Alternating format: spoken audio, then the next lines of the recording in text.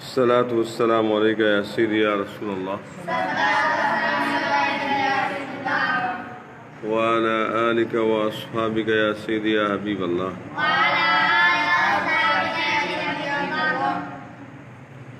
نويت سنة الاعتكاف.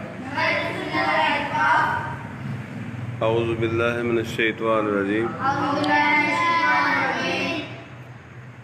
بسم الله الرحمن الرحيم.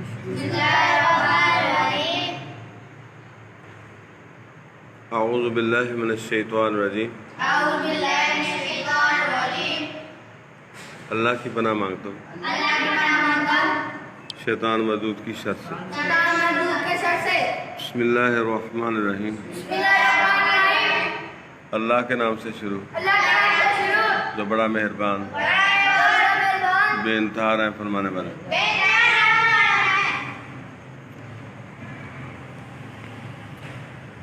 وَإِذْ قَتَلْتُمْ نَفْسًا فَادَّارَأْتُمْ. آہستہ چیخنے سے مزہ نہیں آتا. اور جب تم نے ایک خون کیا. یہ بنی اسرائیل کو خطاب ہے اور بنی اسرائیل اس وقت سن رہے ہیں کہ انہوں نے ایک خون نہیں کیا. انہوں نے جو نہتے مسلمانوں کا فلسطینی بھائیوں کا جو خون کر رہے ہیں دن رات، جو ہے بیروت میں انہوں نے اس کو پورے بیروت کو آگ کا بگولا بنا دیا ہے اور ہر شے جلا دی ہے. یہ ذہن میں رکھ لیں کہ اللہ کا جب غضب ان پر نازل ہوگا، جیسے پہلے ان کو جو ہے وہ سور اور بندر بنایا گیا، اب ان کا کچھ اور ہی بنا دے گا. میں یہاں بیٹھا ہوں اللہ کے گھر میں انشاءاللہ عزیز.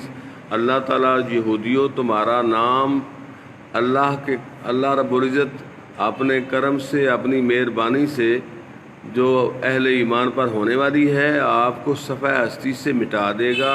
آپ ناحق انسانوں کا خون کرتے ہو، شہروں کے شہر جلاتے ہو، اور تم نے شہروں کے شہروں میں ملکوں میں فتنہ ڈالا ہوا ہے اور فلسطین کہ مسلمانوں کو جو ہے وہ ناکو چنے چبا رہے ہو آپ.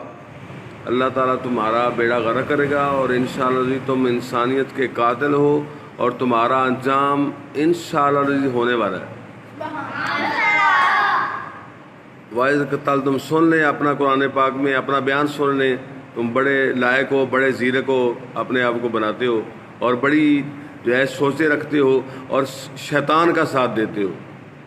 وَإِذْ قَتَلْتُمْ اور جب تم نے ایک خون کیا، فَادَّارَأْتُمْ فِيهَا تو ایک دوسرے پر اس کی تہمت ڈالنے لگے. ہاں، قتل کسی نے کیا ہے، ڈال رکھ کسی کے دروازے کے آگے گیا ہے. ٹھیک ہے. ہاں. وَاللَّهُ مُخْرِجٌ اور اللہ کو ظاہر کرنا تھا مَا كُنْتُمْ تَكْتُمُونَ جو تم چھپاتے تھے، اور اس کو ظاہر کرتے کوئی دیر بھی نہیں لگتی. وہ ایسی وہ تو مہربان ہے، وہ پردے ڈالتا ہے، وہ کافروں کو اور خنزیروں کو بھی پالے ہوئے. وہ سمجھ آ گئی. فَقُلْنَا اضْرِبُوهُ بِبَعْضِهَا تو ہم نے انہیں کہا، ہم نے فرمایا اس مقتول کو اس گائے کا ایک ٹکڑا مارو. کذالک یحیی اللہ الموتى اللہ یوں ہی مردے زندہ کرے گا. وَیُریکم اور تمہیں دکھاتا ہے آیاتہ اپنی نشانیاں.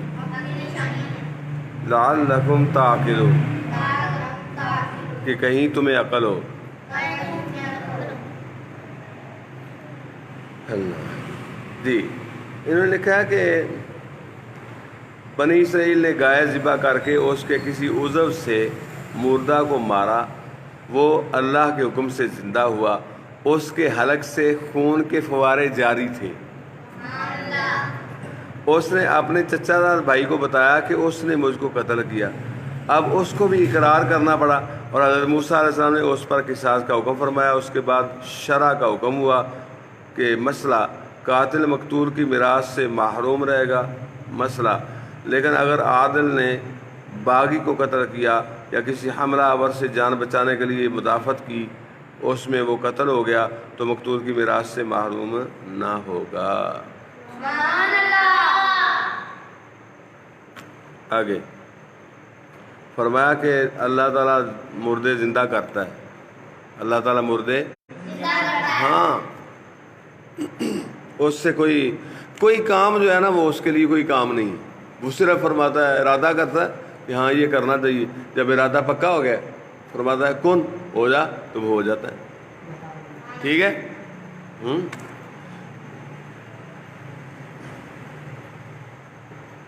آگے فرمایا کہ تم سمجھو کہ اللہ تعالیٰ مردے زندہ کرنے پر قادر ہے اور روز جزا مردوں کو زندہ کرنا اور حساب لینا حق ہے. لیکن یہ بڑا مشکل مسئلہ ہے. بنی اسرائیل اتنی جانیں جو تم نے قتل کر ڈالی ہیں، جو قتل کے منصوبے بناتے ہو، انسانوں کے قاتل ہو تم، کل کیسے حساب دو گے اللہ کے حضور؟ اور تمہیں پتہ بھی ہے کہ ہم نے اللہ کے حضور حاضر ہونا ہے اور اس کو جا کے جواب دینا ہے. کیا جواب دو گے؟ کس منہ سے اس کے پاس جاؤ گے؟ انسانوں کے قاتل جو ہے وہ پتہ ہے کس صورت میں جو ہے نا وہ ظاہر ہوگا. میں بھی میری نظر سے گزرا تھا، مجھے یاد نہیں ہے.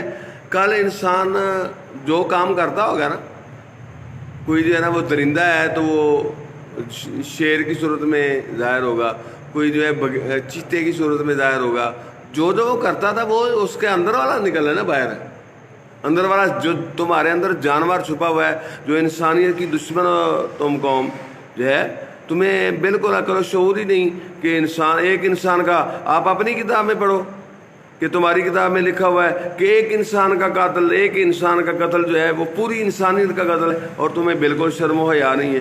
اور تم بڑے جو ہے نا عقل مند اور باشعور بنتے ہو دنیا میں. تم نے جو ہے نا وقتی طور پہ کہتے ہو ہم نے سکہ جما لیا ہے، ہم حکومت کریں گے، اور دوسروں کو سوچتے رہتے ہو کہ دوسرے ملکوں کو ہم نے کیسے تباہ و برباد کرنا ہے. تو آپ سنو کہ اللہ تعالیٰ تمہیں جو کسی انسان کو تباہ و برباد کرنے کے لیے سوچتا ہے وہ اپنا گڑھا خود کھودتا ہے. آپ نے خود اپنا گڑھا کھودا ہے اور آپ خود تباہی کے دانے پر کھڑے ہوئے ہو، اور تمہیں پتہ نہیں کہ تمہارے ایٹم خود ہی اللہ تعالیٰ چلا کے تمہیں ہی تباہ کر دے، تمہارا اسلحہ تمہیں ہی تباہ کر دے. پھر کیا کرو گے؟ تم اللہ کو روک گے؟ نہیں، نہ پہلے روک سکے ہو نہ آپ روک سکو گے. تمہاری اللہ تعالیٰ شکلیں بھی جو ہے وہ بدل دے گا. تم انسان نہیں ہو. جو انسانوں کا قاتل ہے وہ انسان نہیں ہے، وہ جانوروں سے بدتر ہے. بالکل تمہارے اندر شعور نام کی کوئی شے نہیں. جو انسانوں کا قاتل ہے وہ جانوروں سے بدتر ہے. جانور بھی جانور کا حیا کرتے ہیں. تمہیں بھی کچھ حیا ہونا چاہیے. اتنی دنیا تم نے جو ہے نا وہ مروا ڈالی ہے، اتنی دنیا کے مروانے کے لیے آگے سوچ رہے ہو تم. ہاں، تم چاہتے ہو کہ ہم رہیں گے؟ نہیں، رہے گا وہی جس کو اللہ رکھے گا، اور رہے گا اللہ کا نام اور اس کے رسول اللہ کا نام رہے گا. تم نہیں رہو گے. تم نہیں رہو گے. تم کہتے ہو کہ ہم رہیں گے. نہیں، تمہیں کوئی جو ہے تمہارے اندر شعور والی کوئی بات نہیں ہے، تمہارے اندر انسانیت والی بات نہیں ہے. تم ملکوں کے ملک تباہ کرنے کے لیے تلے ہوئے ہو. انشاءاللہ اللہ تعالیٰ تمہارا نام پوری زمین سے مٹا دے گا، تمہیں پتہ نہیں ہے.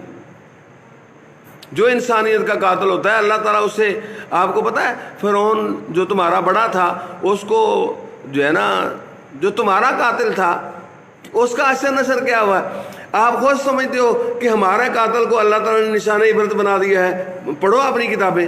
جب تمہارے قاتل کو نشان عبرت بنا دیا ہے تو جن کے تم قاتل ہو تم بھی جو ہے قریب نشان عبرت بنا دیے جاؤ گے پوری دنیا میں.